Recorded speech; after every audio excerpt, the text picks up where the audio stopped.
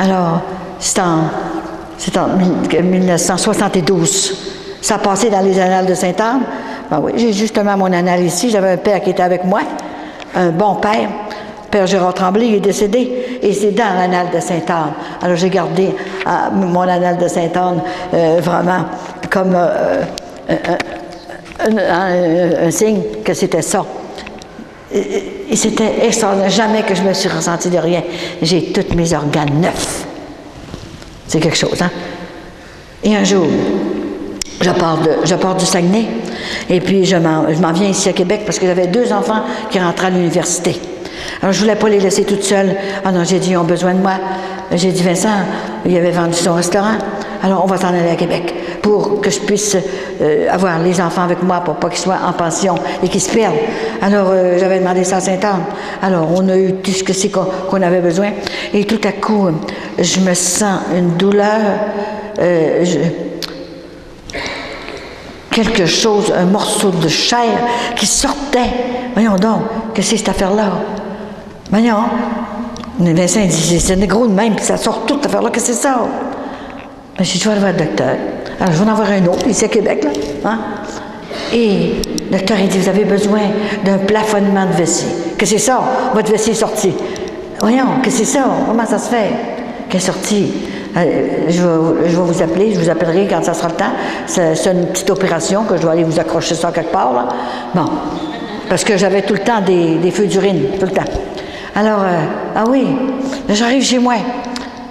J'ai dit, maman, c'est âme, je ne veux pas être opérée. Est-ce qu'il te reste une vessie neuve au ciel? Dans ton magasin, tu m'as dit que tu avais un magasin. Jamais j'oublierai ça. C'était maman qui m'avait dit ça, hein, de demander quand j'aurais besoin. Alors, tout à coup, au bout d'une semaine, la secrétaire m'appelle, puis elle a dit, Madame Coulomb, votre opération va avoir lieu la semaine prochaine. Vous rentrez à telle heure, là. J'ai dit, savez-vous, je n'irai, j'ai pas besoin d'y aller. J'ai dit, la bonne Sainte-Anne est venue m'opérer. Paf! Elle ferme le téléphone. Elle a dû dire, elle n'a pas rien que mal à la vessie, elle a mal à la tête dans le cerveau, certain. Hein? Ça, elle m'a téléphone. Elle dit, madame, elle dit, c'est sérieux, là, c'est pas des affaires pour rire, là. Moi non plus, j'ai pas envie de rire tout. Je suis tellement dans la paix, j'ai plus rien. Et la bonne Sainte-Anne est venue m'opérer. Et puis je vous assure que je suis bien opérée, j'ai plus rien, là. OK? Oh ben écoutez, là, elle dit, moi, là, je comprends plus rien, là. Vous n'avez pas besoin de comprendre.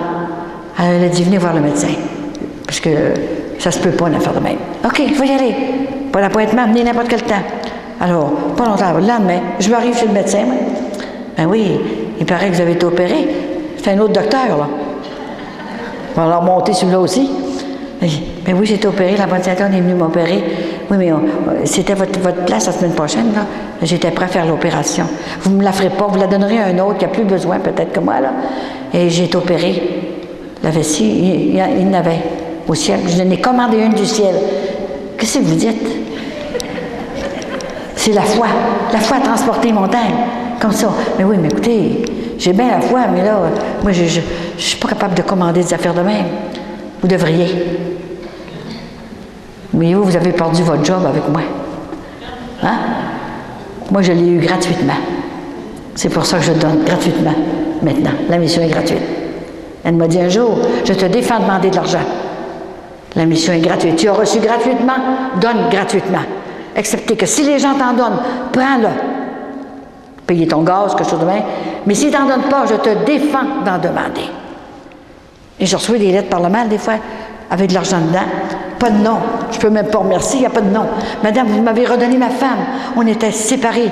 Et puis, c'était extraordinaire. Elle est revenue. On s'est pardonnés toutes les deux, puis on continue notre route ensemble. J'étais à telle église, l'église Saint-Pierre. Je me rappelle tout par cœur, ces lettres-là. Et, bon, à Joliette, j'étais en arrière.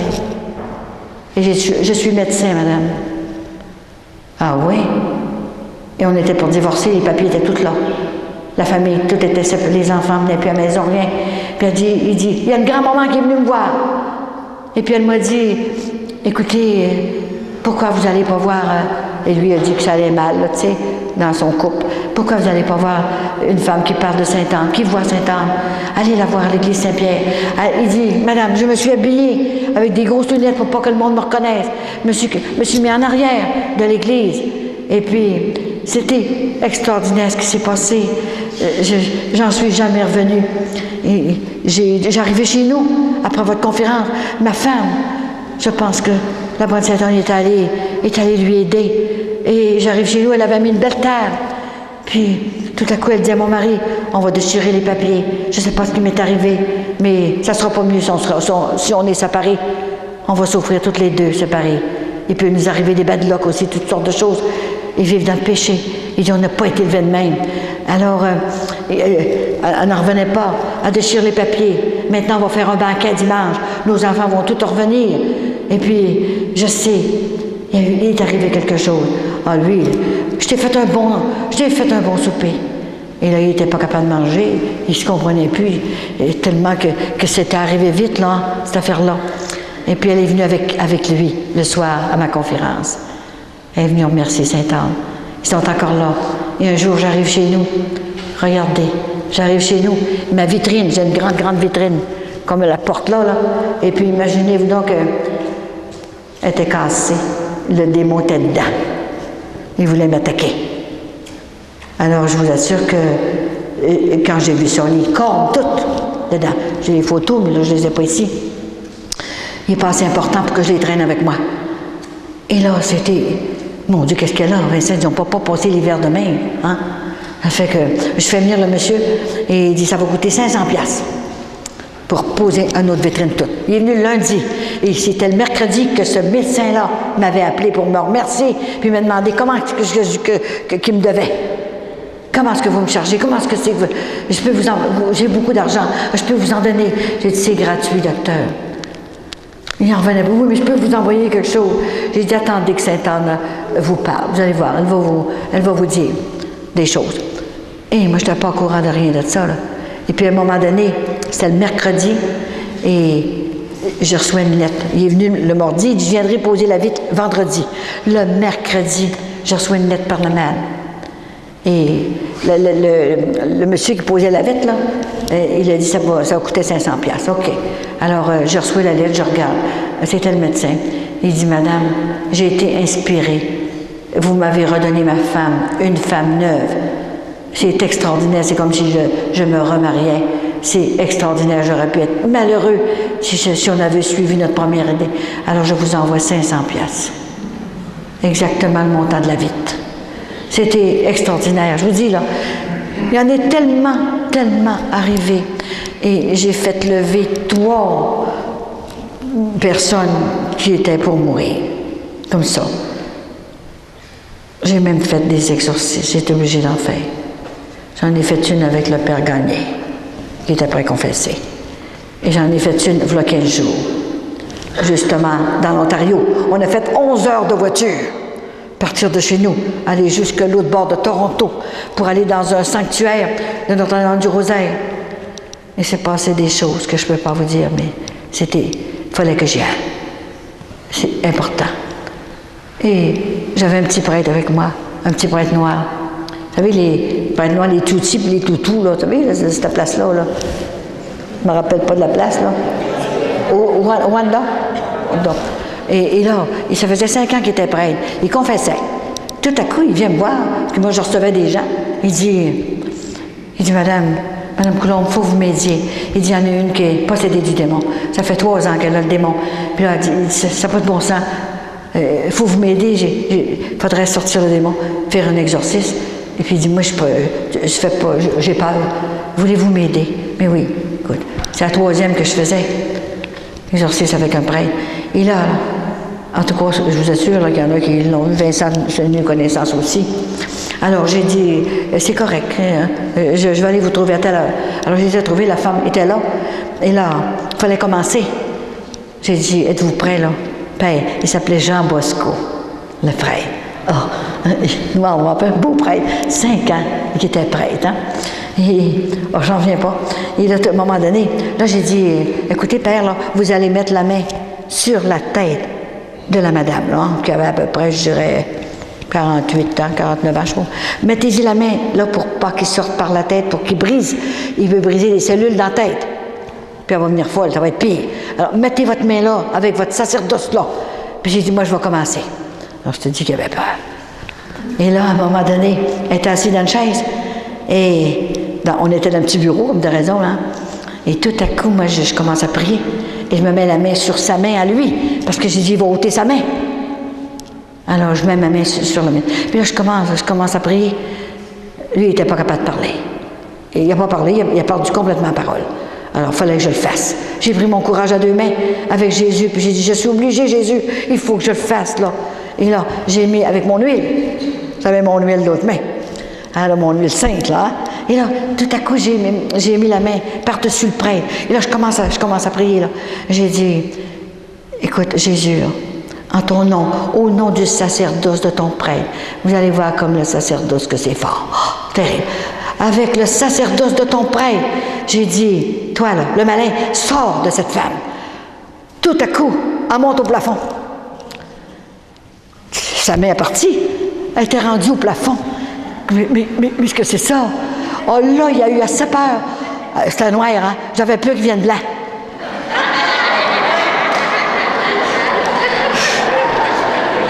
Là, je le regardais. Puis tu sais, il est noir, là, hein?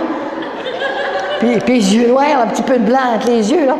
Imaginez, puis grand. Il était mal plus grand que moi.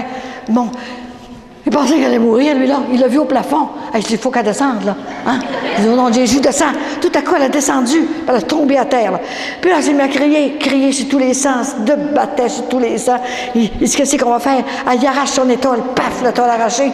C'est Dion qui faisait ça. Moi, je reprends l'étole, puis j'y mets l'entour du cou. Puis là, il a tombé à genoux, lui, là, il n'était plus capable. J'ai dit, ôtez pas votre main, mettez la main sur le cerveau. Tout de suite. Fait qu'il met la main sur le cerveau. Je le vois encore, là. Oh, c'était épouvantable. Et là, il fallait que je fasse sortir. Il n'était plus capable de parler. Il avait perdu la parole. Fait qu'il fallait que j'avais mon huile de même dans les mains. Et là, je commence à prier. J'ai dit, là, on va dire à notre Père. Vite, notre Père, je vous salue Marie, je crois en Dieu. Oh, ça sortait toutes, imaginez, hein, toutes les prières ont sorti, hein. Mais pendant ça, là, elle se lamentait, mais quand je priais, elle arrêtait. Puis là, en tout cas, là, c'était épouvantable. Puis là, j'ai recommencé encore une autre fois. Au nom de Jésus, puis du sacerdoce de ton prêtre, sors de cet enfant. C'est un enfant de Dieu, c'est pas un enfant à toi. Oh là, des cris de mort. Puis tout à coup, il y a une chaise, elle donne un coup de pied, je suppose, dans une chaise. La chaise monte en l'air. Et puis, elle me tombe sur la tête. La patte tombe sur la tête de la chaise en fer. Je dis, ils vont me défoncer le crâne.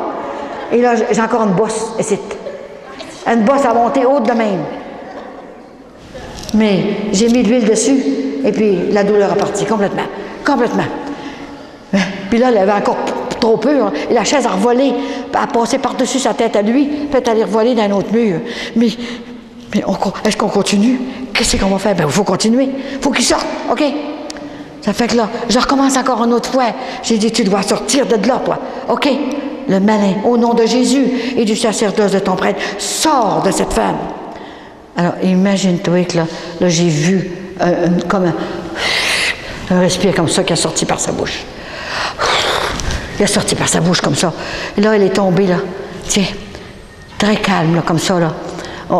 Lui, il n'en revenait pas, là. Là, lui, il a tombé assis à terre. Il n'en pouvait plus, là, hein, tellement qu'il n'avait jamais vu ça. Mais là, j'ai dit, laissons-le reposer, là, 5 minutes avant de la faire lever. Alors, on l'a fait reposer. Elle respirait bien, là, tu sais, comme ça, là. Elle se lamentait un petit peu, tout ça. Bon. J'ai dit, peut-être qu'elle a laissé des traces un peu, là. Là, on l'a levé, puis on l'a fait asseoir dans la chaise, là, où sa chaise jusqu'à était assise. Puis là, j'ai dit, écoute, là, tu vas t'en aller chez toi, là. Tu peux pas passer la journée ici, là. Tu vas te coucher, mettre ton crucifix sur toi, et puis tu ne vas pas te conduire l'auto. Avec qui t'es? 2 autres amis. Alors, j'ai été les voir un qu'après, là, puis la conduire chez elle. Couche-toi. Et tu viendras me dire demain comment est-ce que t'es. OK, là? Et puis, le prêtre, il dit, oui, je pense que je vais m'en aller aussi, là. Je suis trop fatigué. Il est fatigué, mais juste, il fallait que j'étais fatigué de même, hein? Il était émotionné, tout. Là, j'ai dit, avant qu'elle parte, elle veut aller à ce commande du pardon, OK? Toi, tu restes avec moi. Mais non, je vais pas rester avec vous, là. J'ai dit, elle sautera plus, là. OK, là? Hein? J'ai dit, confessez-la. Mais restez à côté de la porte. Restez à côté de la porte. Mais oui, je vais rester à côté de la porte. Bon, puis là, quand vous aurez fini, vous viendrez me chercher. OK, là? Je vais rester là. Vous êtes sûr? Oui, oui, je vais rester là. Alors, il l'a confessé. Et tout à coup, il vient me chercher. Là, au bout de 5 minutes, là, il vient me chercher, puis il dit, venez-vous-en, venez-vous-en. Il n'y avait plus que ça recommence. Non, ça ne recommencera plus. Il dit, vous savez, j'ai jamais fait une affaire de même. J'ai jamais vu ça de ma vie. C'est extraordinaire ce que vous faites, madame. Vous avez renchéri mon sacerdoce. Là, je me sens prêt, là. Et je me sens digne, là, d'être prête. Ah, il faisait tellement pitié, là, hein. Et je le voyais, là. Je voyais avec un petit peu de blanc dans les yeux, là. Il était tellement noir. Et puis, je le regardais faire, là. Puis, il était là, il me prenait la main, puis il me serrait bien dur. Merci, merci d'être avec moi. Il était tellement content. Et voyez-vous, la femme, pendant ce temps-là, elle criait tellement fort que les gens n'ont pas pu dîner. Ça a pris 1 heure avant de le faire sortir de là. Et là, pendant ce temps-là, les gens, là, ils priaient. Et ils priaient les bras en coin, puis tout ça. Ils n'ont pas été capables de manger, parce que ça a pris 1 heure, de 11 heures à midi. Alors, ils n'avaient plus le goût de manger quand ils ont vu une affaire de même. Hein. Et là, c'est en allé. Et moi, je continuais l'après-midi, mes conférences, et puis recevoir des gens entre les deux, et partout comme ça, là. Vous aviez vu l'affaire. Et là, le lendemain est arrivé, j'ai fait 8 conférences dans 5 jours, de 2 heures chacune. Et la chapelle était tout le temps pleine, tout le temps pleine. Et il y avait toujours du monde nouveau, elle remplissait ses bancs tout le temps. Et les gens, je les sentais revenir, là. C'est anglais puis français, hein, c'est sûr. Hein. Alors, c'était en anglais dehors, puis français en dedans. Puis il y avait un interprète dehors qui interprétait tout ce que je disais avec ça. Hein. Et le lendemain, le petit prêtre est venu, il est revenu pour confesser. Et puis il est arrivé à côté de moi, là, avec le beau sourire. Là. Oh, il dit, je suis tellement content de mon expérience que j'ai faite avec vous. Merci, merci. Et il est tout le temps avec nous autres, il a confessé tout le temps. C'était extraordinaire. Alors, c'est merveilleux. Et le soir, le curé arrive dire la messe. Et puis, il dit, madame, il dit, voulez-vous venir parler dans mon église? L'église du Sacré-Cœur. Divin Cœur ou Sacré-Cœur? Sacré-Cœur. Et puis, le samedi soir, je suis allée parler et c'était extraordinaire. J'ai donné l'onction d'huile, tout du monde que je ne connaissais pas, qui n'était pas venu plus loin que j'étais. Et là, il est venu se faire mettre de l'huile. C'est un prêtre extraordinaire. Il était venu voir il y a 10 ans chez nous, mais ça faisait longtemps, je ne m'en rappelais plus beaucoup. Le père Paul McDonald.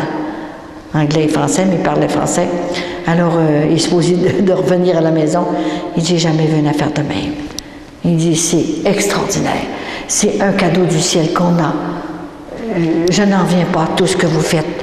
Et puis, il est venu, il y avait un message pour les prêtres. C'est sûr que j'ai un message pour les prêtres, mais il faut qu'ils me le demandent, qu'ils viennent le chercher.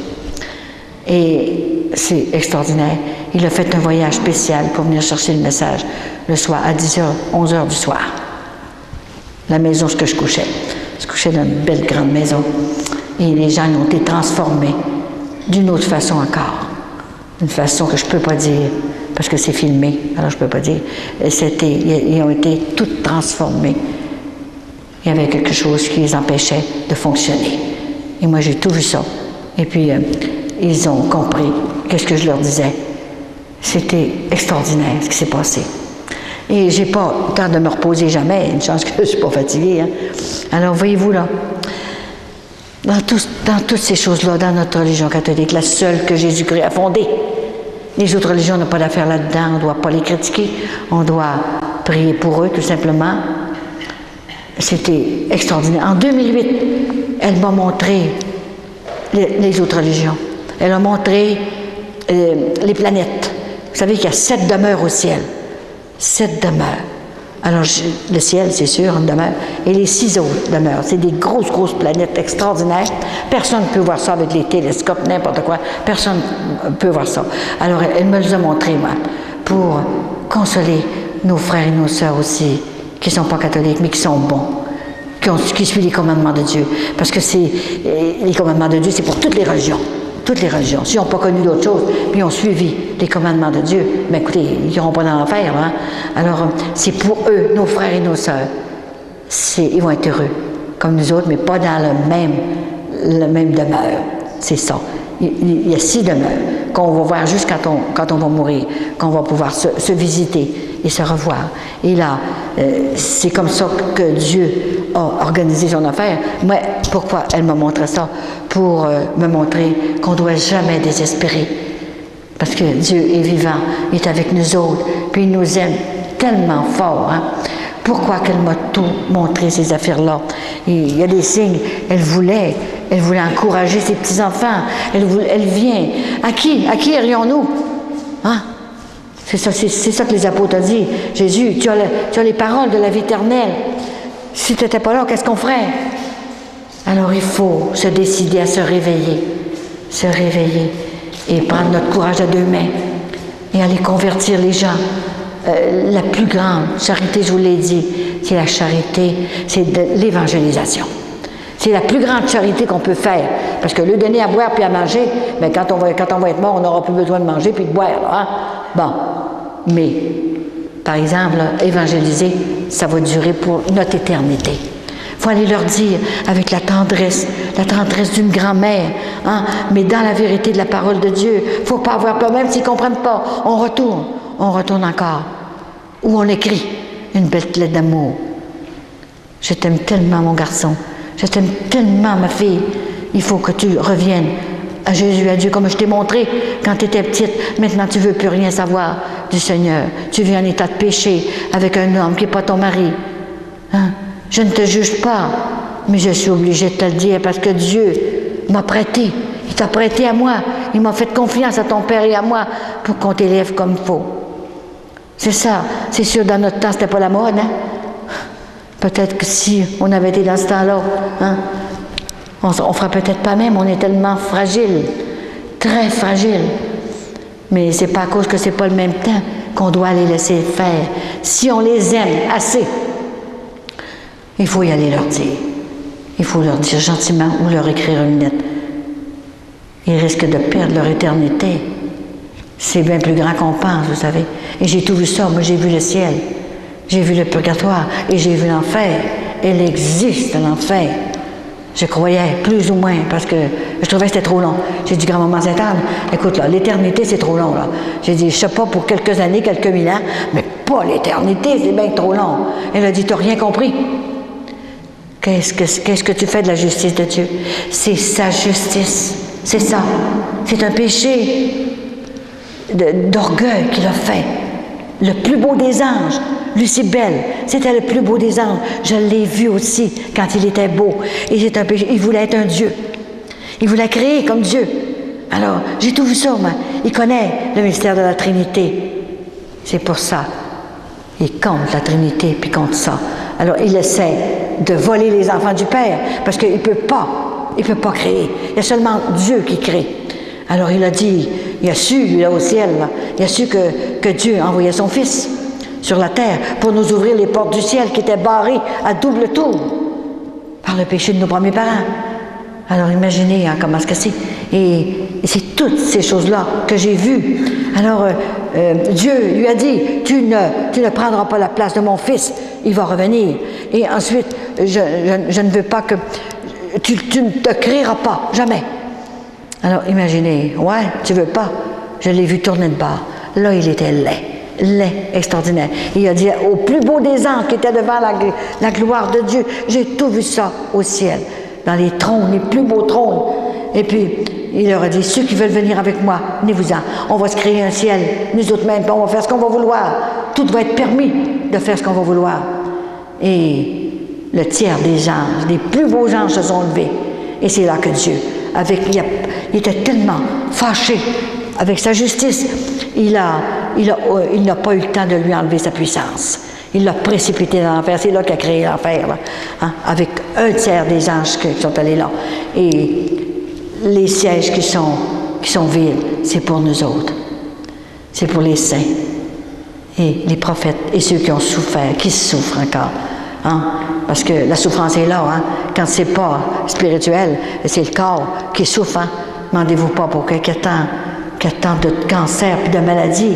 Elle m'a dit, à la fin de décembre 2008, quand elle m'a dit, Colette, j'ai quelque chose à dire, mais tu ne diras pas tout.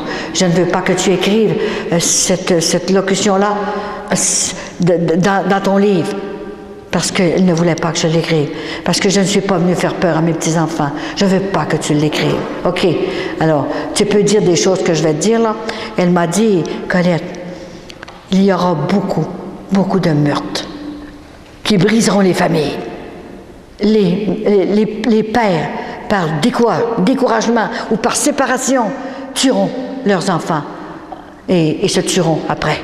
Et les femmes pareilles, ils ne sauront pas quoi faire pour se débarrasser de ça parce que le mari les a laissés. C'est tout cette affaire-là, les séparations.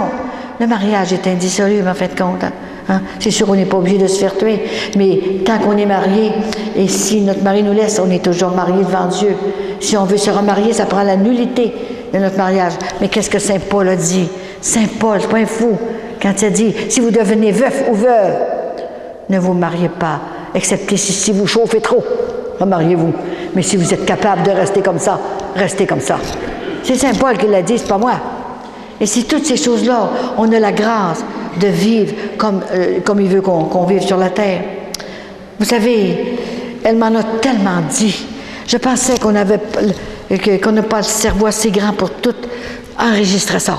C'est pas comme petit raccord qu'on a dans la tête, là, hein? Toutes les choses. Alors, il faut se décider un jour, hein? Même s'il faut se fâcher. Jésus s'est fâché aussi. Il s'est fâché quand il a traité là, les pharisiens. Hein? Il a traité les pharisiens quand il a dit « Vous êtes un sépulcre blanchi ». Parce qu'il était hypocrite. Il ne voulait rien faire. C'est ça, hein? Et puis, ça chicanait, les grands prêtres, puis tout ce que vous voulez. Hein? Puis comment est-ce qu'il y a eu de choses, hein? Mais, lisons un petit peu la Bible, l'Évangile.